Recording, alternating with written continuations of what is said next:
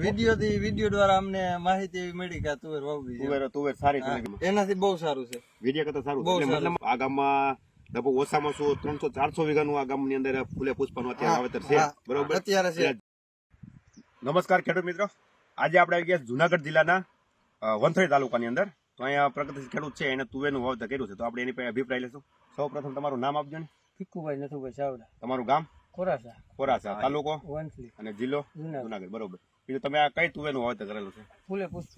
બરોબર. અને તમે ફૂલે પુષ્પા ગયા વર્ષે કઈ જોઈ હતી કે તમને કઈ રીતે મને ખ્યાલ પડી કે અમારે પુષ્પા વાવી આપણે ક્યાંય જોઈએ નથી, પરબારી વાવી. હા, એટલે વિડિયો દ્વારા અમને માહિતી એવી મળી કે તુવેર વાવવી છે. તુવેર સારી છે. વિડીયો પર તમને ખ્યાલ આવ્યો, બરોબર. બીજા નંબરમાં કે તમે વિડીયો જોયો હોય દાખલા તરીકે, બરોબર.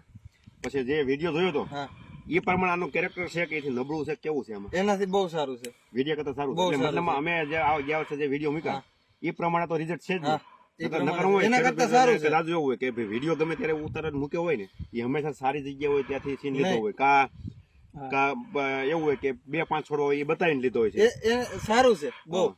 તો ખેડૂત મિત્રો, આજે આપણે પુષ્પના વિઝિટમાં હતા અને આ બાજુ નીકળ્યા હતા. કીધું આપણે ખેડૂતને અભિપ્રાય લેવી કે ભાઈ તમને માહિતી ગયા વર્ષે ક્યાંથી મળી હતી અને તમે તુવેર લીધી. આ ગામમાં લગભગ ઓછામાં ઓછું 300-400 વીઘાનું આ ગામની અંદર ફૂલે પુષ્પનું અત્યારે વાવેતર છે. બરોબર. અત્યારે છે.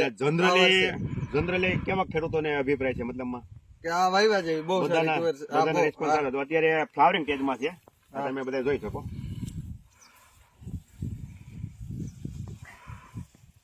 આ બધી આગળ પાછળની બધી વળમાં તમે જોઈ શકો. તો ફ્લાવરિંગ સ્ટેજમાં અત્યારે છે. સિંગો હજી બંધાવવાની શરૂઆત થઈ છે. તો અત્યારે પરિસ્થિતિમાં આ રીતની તુવેર છે.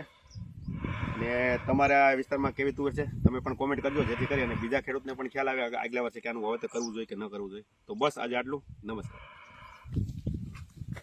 નજીકના ડીલરનું સરનામું અને કોન્ટેક્ટ નંબર મેળવવા માટે નીચે આપેલા નંબર પર સંપર્ક કરો. ધન્યવાદ.